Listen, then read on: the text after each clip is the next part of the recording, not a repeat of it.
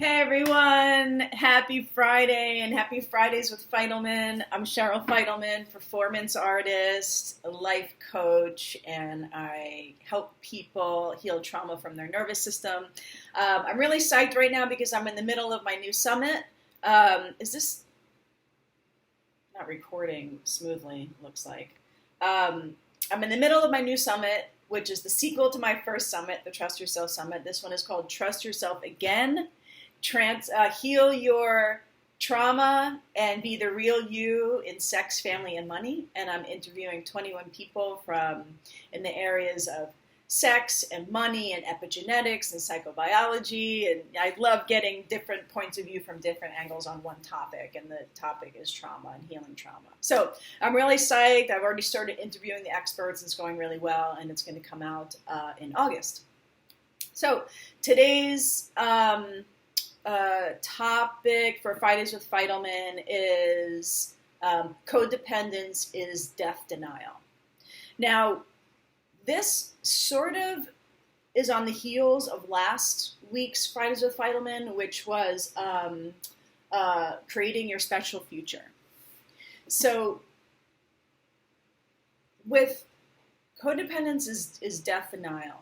When we get caught in these codependent loops, when we're trapped in codependent relationships and we're doing the wanting to be wanted, needing to be needed, having to prove ourselves, this codependent loop and the codependent patterns are sucking our life force. They are flat out sucking our life force. And when we allow these things to suck our life force, we are denying the fact that we're going to die. If you were crystal clear and aware that you are going to die, I'm going to die. I don't have much peace with that theory yet, but I know that it's a truth. Why would we spend our God-given or spirit-given, whatever you believe in, time on this earth in a spiral loop of having to prove yourself and being more in service of another person's happiness than your own? Because when that is happening, I feel like we are denying the fact that we're going to die. Hey, I'm going to die. I'm not going to spend my time doing this. I'm not going to spend my life force and my energy and my emotions and my focus in life on being in service of somebody else and having to contort myself in order to fit into some relationship with a person who has these unmeetable kind of expectations. And sometimes we get caught in the loop with somebody where it's not even their expectations we're trying to meet. We're trying to meet our own expectations of who we think this person should be, of who we think we should be in the relationship, of how the relationship should go.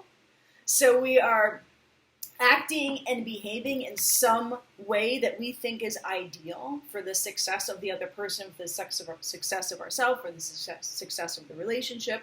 We're not truly being ourselves. And so spending any time, any amount of time, not being truly yourself is a denial that you're going to die. Also, at the same time, how do I say this? At the same time, it's protection from dying, right? Because for a lot of us, myself included, I had to protect myself. I developed codependent habits as a child because I had a narcissistic mother, and I had to constantly prove that I was good. And my nervous system got trained and programmed and shaped around having to constantly prove that I was good. Because if I didn't, I was unsafe. It was a question of my life. If I don't act a certain way, then I'm going to lose my safety. I'm gonna, and that tells my nervous system, you're gonna die here, unless you contort yourself and act a certain way, and unless you act a certain way that makes her act as if she loves me. So I had to constantly manipulate the circumstance and manipulate myself and manipulate how I was being and completely invalidate my own experience and consistently validate her experience in order to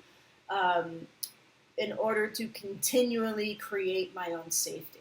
So as a child, I literally was, my life literally was on the line.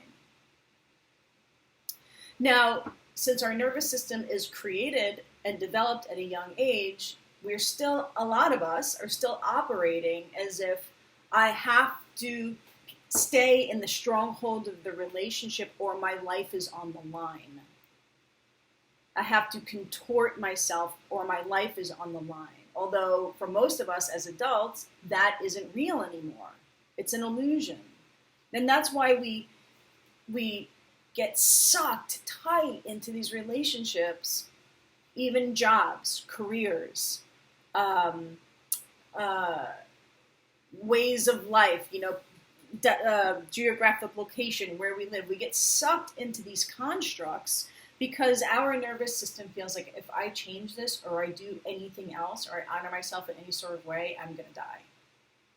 So it's an honoring of an illusion of perpetual death, and it's a denial that you are actually going to die, so stop it, right? Stop spending your time during this thing. There is no real threat.